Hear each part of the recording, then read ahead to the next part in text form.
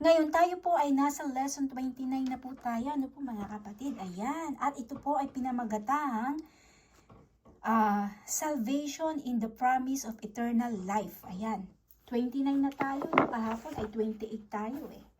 Amen? Ayan. Talagang para hindi ako magkamali. Salvation and the promise of eternal life. Ayan mga kapatid. Kapag narinig natin ang salitang eternal life, ano po bang ating naiisip? Hindi po ba yung forever na salita, no? Eternal eternal, may forever, di ba? Naririnig natin dito sa lupa, no? Kapag may nakikita tayong couple na naglalakad, magka-holding hands, matanda na, sasabihin natin, sana all, wow, may forever, di ba? Pero walang forever dito sa lupa. Amen? Ngayon, basahin po natin sa John chapter 5, verse 24. Ano po? John chapter 5, verse 24.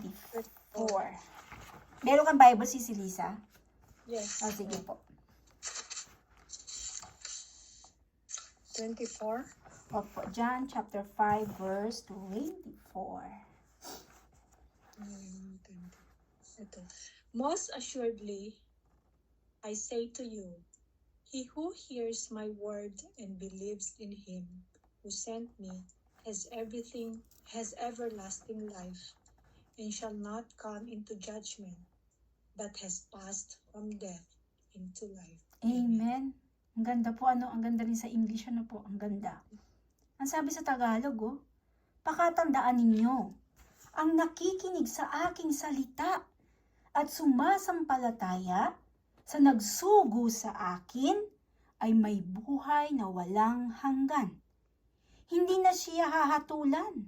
Sa halip ay inilipat na siya sa buhay mula sa kamatayan. Ano po?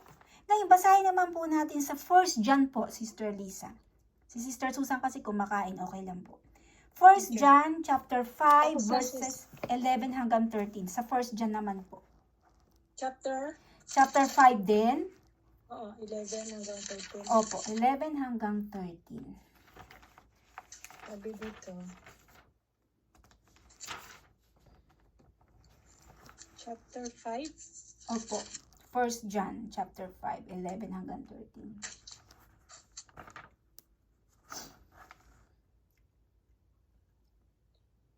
And this is the testimony that God has given us eternal life. And this life is in his Son. He who has the Son has life. He who does not have the Son of God does not have life.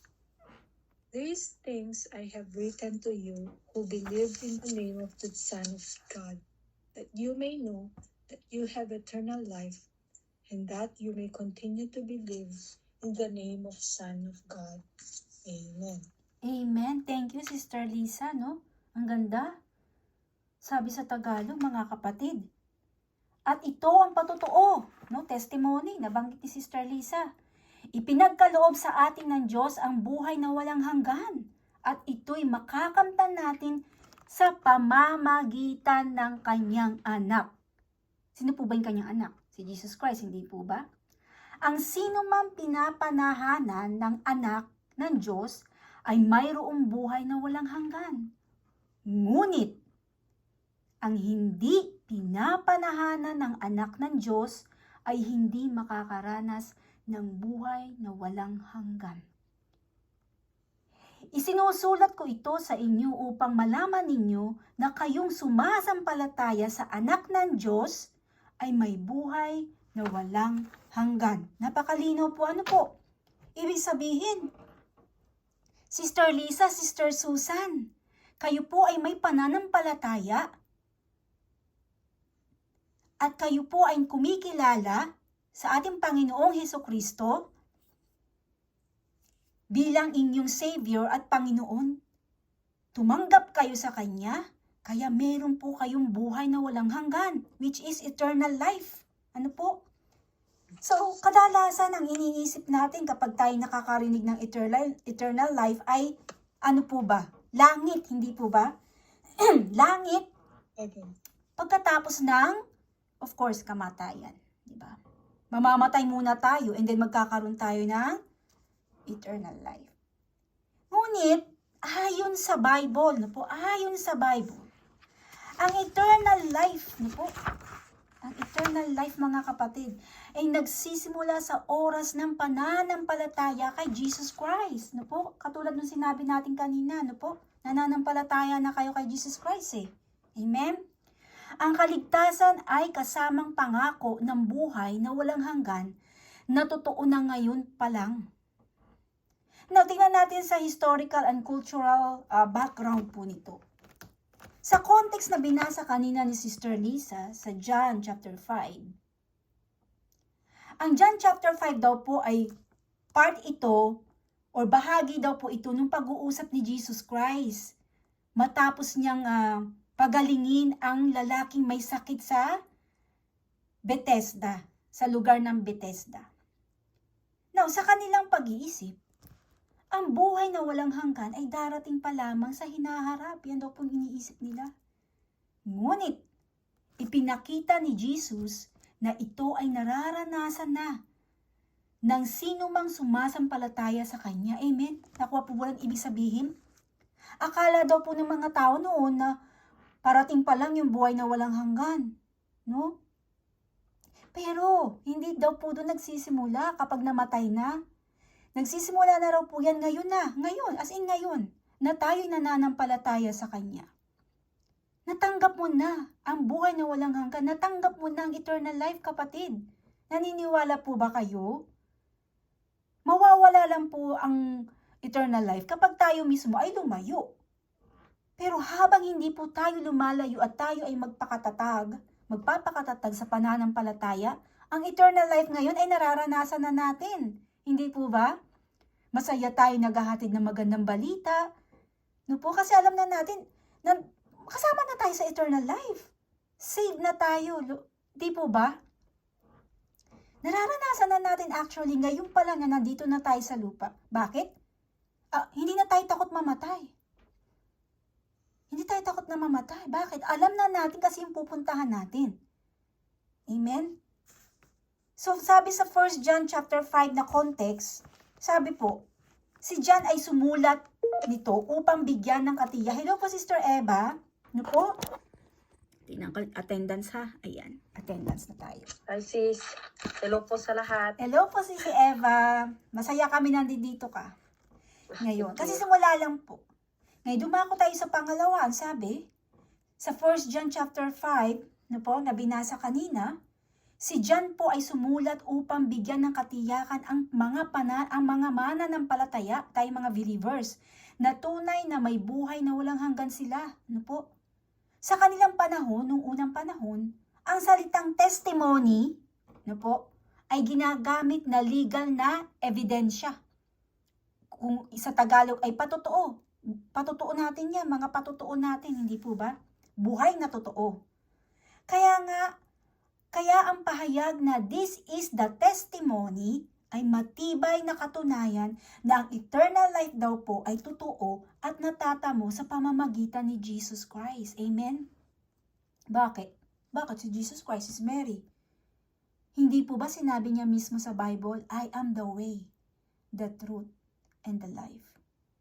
Kung sino man ang tumatanggap sa akin bilang Panginoon, ay tinatanggap din ng aking Diyos Ama na nasa langit. At kung sino man ang itakwil ang kanyang anak, ay itatakwil din siya ng Diyos Ama na nasa langit. Hindi po ba? Malinaw na nakasulat po yan sa Bible. Ngayon, titingnan natin ang tatlong katotohanan tungkol sa eternal life ayon sa Bible. Only always Bible-based po tayo mga kapatid. Number 1, ang sabi, eternal life begins at the moment of belief. Di po ba? Ang habang buhay daw po ay nararanasan na yan, nagsisimula na yan sa moment na tayo ay naniwala na si Jesus Christ ay anak ng Diyos. Amen? At siya ang Savior, siya ang the way, siya ang gate. Siya ang may hawak ng susi, hindi si Peter. Hindi po si Peter ang may hawak ng susi. No. Nakasanayan kasi natin tradisyon na si San Pedro daw may hawak na susi, no, may manok, no. Only Jesus Christ. That is coming from the Bible. Now, sa John 5:24, sabi doon, truly, truly, I say to you. Si Jesus Christ ang nagsasalita po dito, ha. Truly, truly, I say to you, whoever hears my word and believes him who sent me, he has eternal life. He does not come into judgment, but has passed from the death to life. Sa pahayag na ito, mga kapatid, gumamit si Jesus Christ ng matinding pagpapatunay. Ano yung pagpapatunay na yon? Yung salitang, truly, truly. No po? Kung mapapansin po tayo sa Bible, English natin sa babasahin, marami pong ginamit na word si Jesus Christ doon na, truly, I say to you. Hindi po ba? Mahilig po siyang gumamit ng truly kasi nga, may pagpapatotoo. Amen? Yung matinding pagpapatunay. Hindi siya nagbibiro. Hindi siya nagjo-joke. Amen? Sabi niya, truly, truly. Amen, amen sa salita daw po ng Greek. Amen, amen. Truly, truly. Now, karaniwan, itong ginagamit daw po ito upang bigyan ng diin or point na ang sasabihin ay tiyak at mapagkakatiwalaan. Hindi po ba kapag tayo nagkukwento sa kapitbahay natin or even sa best friend natin, ba Sister Eva? Or sa asawa? Uy, alam mo ba, asawa ko? Alam mo, totoo talaga itong kwento na. Di ba gumagamit tayo ng totoo?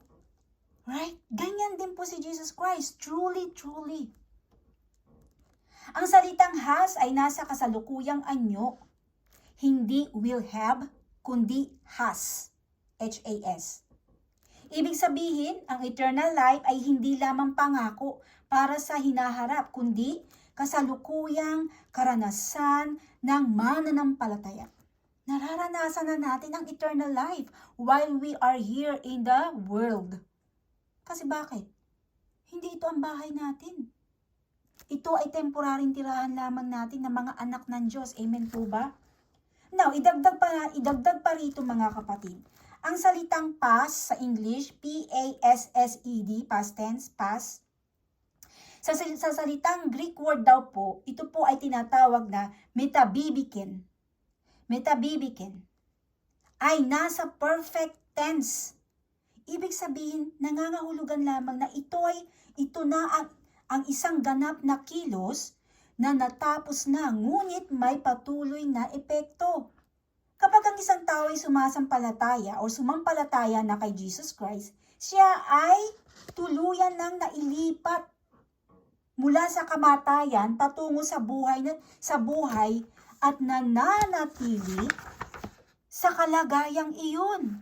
Ibig sabihin, nung naniwala ka na, Sister Eva, kay Jesus Christ, na siya pala ang the way, the truth, and the light, hindi pala si Joseph. Ibig sabihin, nagkaroon ka na ng kaligtasan. Meron ka ng eternal life kasi naniwala ka na eh. Ibig sabihin na naniwala, nanampalataya ka na. Ibig sabihin, you believe in Him. You have faith. You trust in Him. You trust His words. You accept Him. Nagkaroon na ng acceptance. Ay, siya ang ating Panginoon. Ano po? Hindi na siya darating sa hatol sapagkat ang hatol ay napasa kay Kristo na nagbayad sa ng kanyang mga kasalanan. Ibig sabihin, ikaw, Sister Susan, simula nung tinanggap mo si Jesus Christ na siya ang iyong Savior at Panginoon, hindi na ikaw hahatulan pa. Dahil kinuha na yan ni Jesus Christ eh. Yung imbis na tayo yung hahatulan, siya na yung nahatulan, hindi po ba? Siya na yung nagbayad ng inyong mga kasalanan, ng ating mga kasalanan. Ito po yung sinasabi dito. Sa pananaw ng mga Jews noon, mga kapatid, noong unang panahon ni Jesus Christ, ang paglipat mula kamatayan tungo sa buhay ay inaasahan pa sa hinaharap na araw ng paghuhukom. Yun ang akala nila. Yun daw pong pananaw ng mga Jews. Ngunit, Ipinaliwanag ni Jesus Christ na ito ay nagsisimula na ngayon sa oras ng pananampalataya. Ngayon na nagsisimula ito. Kaya tayo, pag tinanong ka ng pastor nyo, Lisa, sa tingin mo, saan ka mapupunta? Ang sagot natin, ay syempre po, pastor, sa langit po ako mapupunta. Bakit? Bakit mo nasabi yan? Kasi po, ako po'y nananampalataya sa Kanya. Nagtitiwala ako sa salita ng Diyos, na siya ang tunay na anak ng Diyos. Kaya naman po, habang nananampalataya ako sa Kanya, ay humihingi ako ng tulong na ito ay maisagawa ko rin. At yun nga po ang aking pinag-aaralan ngayon, na ipamuhay ang aking pananampalataya o ang aking faith. Kaya alam ko, ako ay mapupunta sa langit dahil isa pa, pinatawad na ako ng Diyos sa aking mga kasalanan dahil sa pagkamatay ng kanyang anak na si Jesucristo. Ano sasabihin ng pastor? Perfect! Diba? Natanggap mo na ang buhay na walang hanggan. You have eternal life now, Sister Lisa, because you accepted Him as your Lord and Savior. You have faith in Him. Ngayon, kapag ako naman tinanong, Sis Mary, ikaw, tingin mo ba ligtas ka na? Meron kang buhay na walang hanggan? Pag ang sagot ko, ay, pastor, hindi ko pa po alam eh. Eh, bakit naman hindi mo alam, iha? Eh, kasi nga po, hindi ko nga po mabitawan. May, kumbaga, makasalanan pa ako. Ewan ko ba? Nagninigarilyo pa ako, ganyan. Ay, una pa lang, hindi ka na nanampalataya. Walang pananampalataya na nangyari sa'yo. Kapag ganun ang isasagot natin. Kasi gumagawa pa rin tayo ng gusto natin eh. Amen? Nakuha po ba natin example?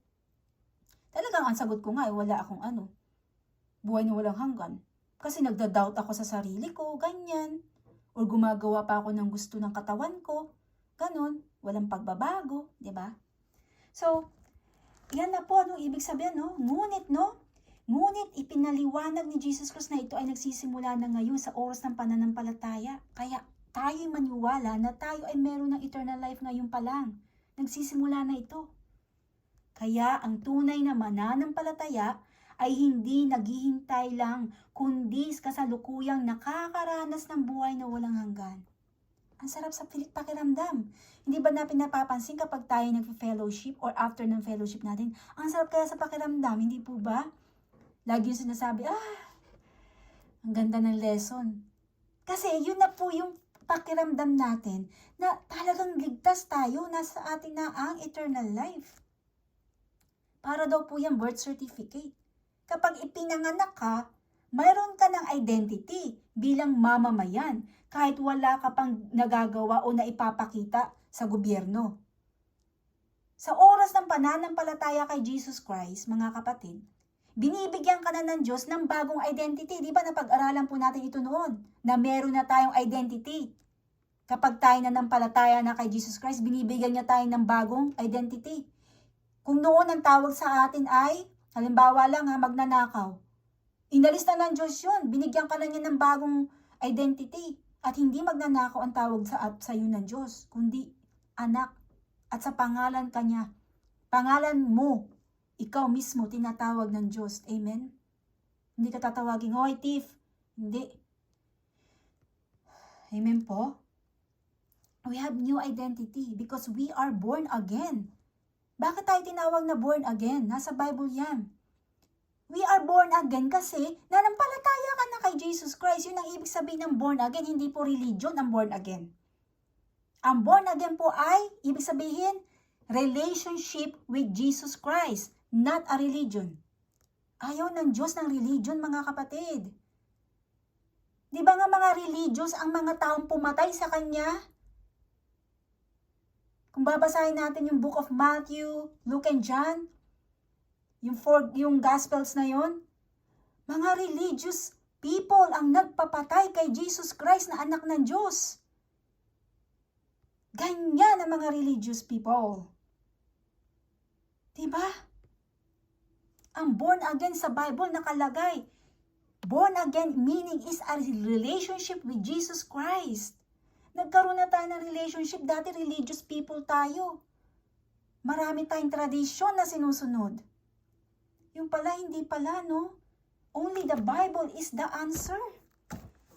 Grabe, kung alam ko lang to nung ako'y high school pa, siguro hindi na napariwara ang buhay ko, pero wala akong magagawa. Plano ito ng Panginoon Diyos. Binigyan niya tayo ng living testimony. Hinayaan niya, inalaw niya na maranasan natin ito, na maranasan ko yun, para makilala ko siya. Dahil sa ganung sitwasyon, para meron akong maisishare na testimony na binago ako ng Diyos. Dati akong maruming babae pero binago ako ng Diyos. Amen? Binigyan na niya ako ng new identity, kayo rin. Di ba? Walang perfect. Walang perfecto na tao, hindi po ba? Lahat tayo makasalanan. So sa oras ng pananampalataya o nagkaroon na tayo ng pananampalataya kay Jesus Christ, binibigyan niya na po tayo ng new identity bilang kanyang tunay na anak. At tagapagmana pa tayo ng buhay na walang hanggan. We are the heir. Inampun niya ulit tayo. Dati nahiwalay tayo dahil sa kasalanan, hindi po ba? Kay Eva at Adan, nahiwalay tayo dahil sa kasalanan. Amen. So, dumako tayo sa number 2. Sabi, eternal life is a present possession and the future hope. Sabi sa 1 John chapter 5 verses 11 hanggang 12, yung nabasa kanina, and this is the testimony that God gave us eternal life, and this life is in His Son, Jesus Christ. Whoever has the Son has life. Whoever does not have the Son of God does not have life. Ang mga walang Diyos daw po sa buhay ay hindi magkakaroon ng eternal life. Kaya nga, di ba lagi natin sinasabi, okay lang, Sis Lisa, na hindi tayo mayaman sa pera. At least, mayaman tayo sa pinakamayaman sa mundo. Bakit? Because we have, ano ang sagot? We have Jesus Christ in our lives. Kaya rich tayo. Amen? Pansinin ang salitang gave. Yung gave na salita, English ha. Ang sabi daw po dyan sa Greek word is eduken. Ito ay nasa aorist tense na po, na tumutukoy sa isang tapos na kilos, no? Kumbaga yung binigay na, yung past tense na ganun. Ibig sabihin mga kapatid, ibinigay na ito ng Diyos, ang buhay na walang hanggan sa atin. Hindi ito pangako na baka ibigay pa lang. No. Natanggap na natin ito mga kapatid kahit na nga hindi natin deserve Kasi namatay ng kanyang anak. Hindi po ba? Ito ay tiyak na kaloob na tinanggap na ng bawat sumasampalataya sa kanyang banal na anak na si Jesus Christ. Kahit hindi natin deserve, ibinigay pa rin sa atin ng Panginoon Diyos kasi mahal na mahal niya tayo. Sinabi rin sa talata, doon sa 1 John chapter 5, whoever has the Son has life, hindi po ba? Hindi sinabing will have, kundi has. Binigay na talaga, has Nangyari na. Kung ang isang tao ay kay Kristo, siya ay may buhay na walang hanggan. Ngayon pa lang meron na. Ito ang kasalukuyang karanasan ng lahat ng mananampalataya. Nararanasan na natin ang buhay kay Jesus Christ, hindi po ba? Ngunit, hindi doon nagtatapos, mga kapatid. Ang eternal life ay mayroon ding hinaharap na katuparan. Sa kasalukuyan, nararanasan natin ito bilang espiritual na buhay at relasyon sa ating Panginoong Diyos. Ngunit, darating ang araw na ito'y mararanasan natin ng ganap sa walang hanggang kaluwalhatian. Sa piling ng Diyos ay wala ng kasalanan, wala ng sakit, wala ng kamatayan at wala ng pagtanda.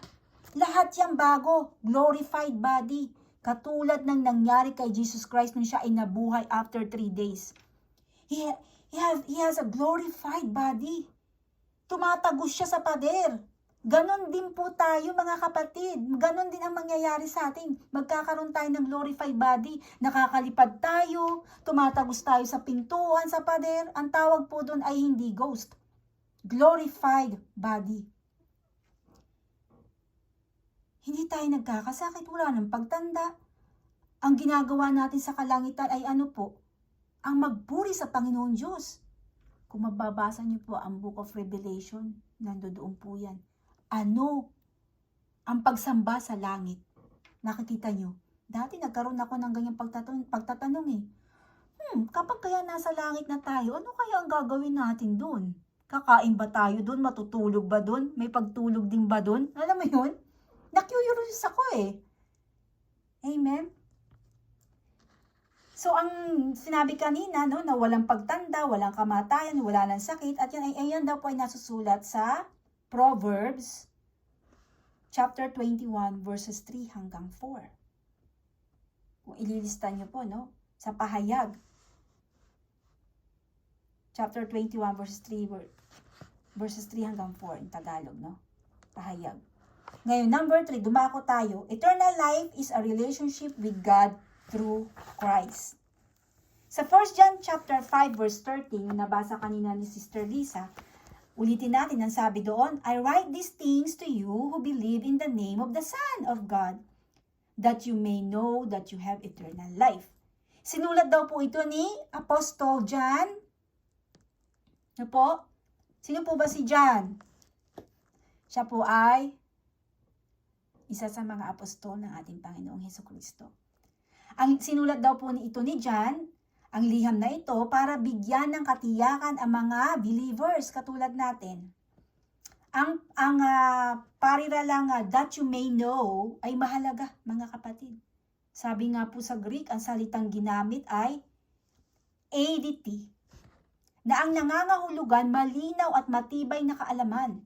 Hindi haka-haka lamang o pakiramdam lamang. Kaya ang eternal life ay hindi bagay na dapat ikabahala ng isang mananampalataya. Ito ay katiyakang ipinagkaloob ng Diyos. Idinugtong pa nga dito ni John ang pariralang that you have eternal life. At ang pandiwang salita na ito na have, dito ay nasa present tense, hindi po ba ang have? Present tense yan. At sa salitang Greek daw po, ito ay tinatawag na achiti, na nagsasaad ng kasalukuyang pag-aari at hindi lamang hinaharap na pag-asa. Kaya't ang kahulugan ay hindi you will have someday, hindi po yun, kundi you already have eternal life now. Meron ka ng eternal life ngayon, Sister Eva, Sister Susan, Sister Lisa. Anak na kayo ng Diyos. Mahalaga rin tandaan na ang eternal life ay higit pa sa haba ng panahon. Hindi lang ito walang katapusang pag-iral. Sa John chapter 17 verse 3, sinabi mismo ni Jesus Christ ito, and this is eternal life, that they know you, the only true God, and Jesus Christ, whom you have sent. Ibig sabihin, ang eternal life ay relasyon sa Diyos sa pamamagitan ni Jesus Christ. Noong panahon ni John, mga kapatid, may mga false teachers na. Ang tawag nga doon, di ba? Gnostic. Na nagtuturo na ang tunay na buhay ay matatagpuan lamang sa espesyal na kaalaman. Kaya isinulat niya ito upang ituwid ang maling katuruan na yun at ipakita na ang buhay na walang hanggan ay hindi nakabatay sa sikreto or espesyal na karunungan ng tao, kundi sa malinaw na pananampalataya kay Jesus Christ. Hindi po yung porke matalino ka. Hindi po. Hindi tumitingin ng Diyos sa katalinuhan ng tao. Basura nga po yan, sabi ni Apostle Paul. Di ba si Apostle Paul matalino yun? Napakatalino nun ni Apostle Paul. Pero yung siya ay nabulag at nakakita muli. Ano sabi niya? Basahan daw ang kanyang katalinuhan. Hindi daw pala katalinuhan yun. Amen? Ang katalinuhan daw ay na kay Kristo. Yun ang totoong katalinuhan, na kay Kristo. Now, dumako na tayo sa application. Matatapos na tayo. Number 1, ang sabi dito, live with eternal perspective. Ang tao may eternal life ay hindi nakatali sa mga bagay na panglupa. Sabi ni Paul sa Colossians chapter 3 verse 2, set your minds on things that are above, not on things that are on earth. Sabi. Ibig sabihin nito, mga kapatid, hindi natin inuubos ang ating lakas, oras sa pansamantalang mga bagay. Gaya ng mga yaman, kung ano-ano pa dito sa mundo, hindi ba? Katanyagan, yung pagiging famous, or kapangyarihan. Ang tunay na layunin ay mamuhay para sa Diyos at sa Kanyang kaharian. Yan po ang tunay na purpose natin. Amen? Kaya ginawa niya tayo.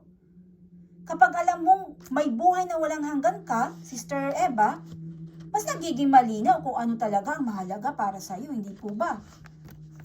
Kapag natanggap mo na si Kristo, ano pong mas mahalaga sa iyo? Hindi po ba? Hindi na yung material things?